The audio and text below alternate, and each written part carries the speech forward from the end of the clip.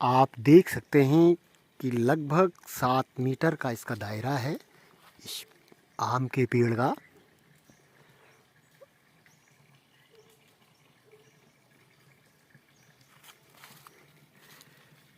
किस प्रकार से चारों ओर फैला हुआ है।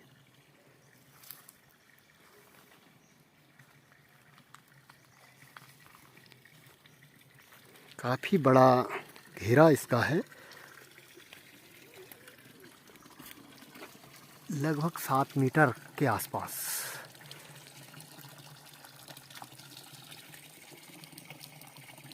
लेकिन कहीं न कहीं संरक्षण के अभाव में इस समय जी रहा है। इसको संरक्षण की आवश्यकता है इस पेड़ को। यहाँ पे एक प्राकृतिक जलधारा भी है जिसको कि संरक्षित किया गया है। ये प्राकृतिक जलधारा ही है।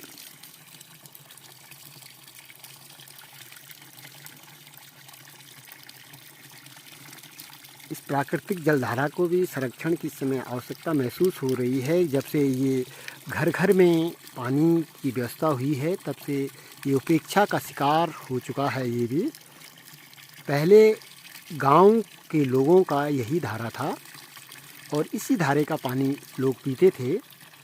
लेकिन अब जब से गांव-गांव में घर घर में नल उपलब्ध हुए हैं तब से ऐसे प्राकृतिक धाराओं की उपेक्षा होने लगी है। ये जल संरक्षण का बहुत बड़ा माध्यम यदि बन सकता है, यदि हम अपने धारे नौलों का संरक्षण करेंगे, आने वाली पीढ़ी के लिए जल उपलब्ध कराने के लिए ये बहुत बड़ा माध्यम ये बनेगा।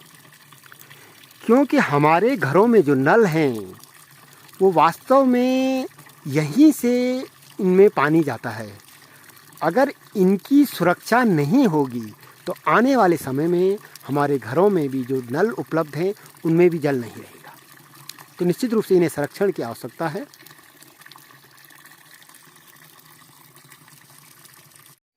नमस्कार, मैं सुभाष चंद्र नौटियाल आप सभी का स्वागत करता हूं। मित्रों, ग्राम कमन जिला पौड़ी गढ़वाल उत्तराखंड का एक छोटा सा गांव है। ये ग्राम सभा थैली के अंतर्गत ये गांव आता है। यहाँ पे लगभग 400 साल पुराना एक आम का पेड़ है।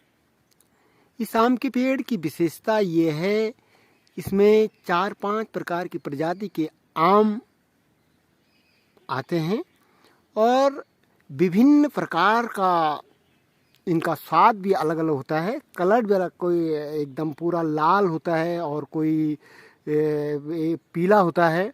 और जब ये अपनी सबाब पे होता है आम के सीजन के टाइम में, तो इसका रौनक देखने लायक होती है। बहुत ही सुंदर, मीठा और रसीला आम इसमें होता है।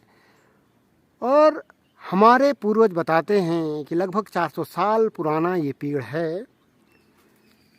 जबकि जो FRI का इसका जब टेस्टिंग की थी तो FRI देहरादून ने इसे लगभग 350 साल बताया कि 300 साल और प्लस माइनस 36 साल का इसमें हो सकता है। यानी कि ये लगभग 386 साल भी हो सकता है और 313 साल के आसपास भी हो सकता है। लगभग मान लें तो अगर हम इसे लेके चलें तो 350 से 400 साल के मध्य इसे माना जा सकता है इसकी उम्र को। इतना का इतिहास अपने आप में समेटे हुए है। लगभग 8 से 10 पीढ़ियाँ हमारी गुजर चुकी हैं। इन सब का बचपन से लेकर और बुढ़ापा और जवानी इस आम के पेड़ ने देखी हैं। ये बहुत बड़ी उपलब्धि है और इस पेड़ को संरक्षित करने की बात हो रही है। स्थानीय स्तर पर भी इसको संरक्षण के लिए कई लोग आगे आए हैं कि ऐसे जो धरोहरें हैं, ऐसी धरोहरों को जो कि प्राकृतिक धरोहरें हमारे पास हैं, इसका संरक्षण होना चाहिए और इसको राष्ट्रीय स्तर पर स्थापित करने के लिए एक मुहिम होनी चाहिए। जबकि हरियाणा जैसे प्रदेश हैं, वो जो 100 साल से पुराने पेड़ हैं उन पे पेंशन योजना की बात चल रही है। तो उत्तराखंड में तो बहुत सारे पेड़ हैं जो कि काफ़ी पुराने हैं और उनकी पेंशन की बात चलती है, तो काफ़ी पेड़ों को यहाँ पे पेंशन दी जा सकती है। एक प्रकार से जो हमारी धरोहरें हैं, प्राकृतिक धरोहरों पर पेंशन की जो बात हो रही है, वास्तव में जो कि हरियाणा सरकार ने शुरू की है, ये उत्तराखंड में भी होना चाहिए। अगर ये उत्तराखंड में भी शुरू होती है तो ये जो हमारी प्राकृतिक धरोहरें हैं उनका संरक्षण होगा। और पर्यावरण संरक्षण की जब हम बात करते हैं तो निश्चित रूप से एक अच्छा पर्यावरण संरक्षण यहाँ पे हो सकता है और कई लोग इसमें आगे आ सकते हैं और कई लोगों को रोज़गार भी मिल सकता है। हम ग्रीन रॉयल्टी की भी बात करते हैं और ये कहीं ना कहीं ये ग्रीन रॉयल्टी से जुड़ता है। मैं अपनी धरोहर को संरक्षित करने के लिए स्वप्रेरित हूँ और स्वप्रेरित होने का ये एक बढ़िया माध्यम हो सकता है। हमारे नौजवान युवाओं को इससे जोड़ा जा सकता है, इस मुहिम से जोड़ा जा सकता है और इस मुहिम से जोड़ने के लिए ये सबसे बढ़िया माध्यम हो सकता है। उन लोगों को भी रोज़गार मिल सकता है जो कि प्रकृति संरक्षण के लिए निरंतर कार्य कर रहे हैं या करना चाह रहे हैं या नई पीढ़ी आना चाह रही है। इस पेड़ के माध्यम से ये पेड़ भी यही संदेश दे रहा है कि आज इसे संरक्षण की आवश्यकता है। किस प्रकार से हम इस पेड़ को संरक्षित कर सकते हैं इसके बारे में सोचा जाना चाहिए।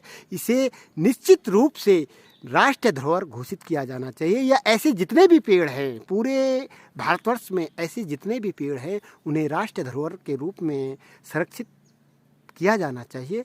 ये हमारा यहाँ के लोगों की भी डिमांड है और हम लोग भी ये चाहते हैं कि जितने भी ऐसे पेड़ हैं जो कि 300 साल या 300 साल से ज़्यादा अपना टाइम पीरियड पूरा कर चुके हैं उन्हें राष्ट्रीय धरोहर घोषित किया जाए। नमस्कार, धन्यवाद।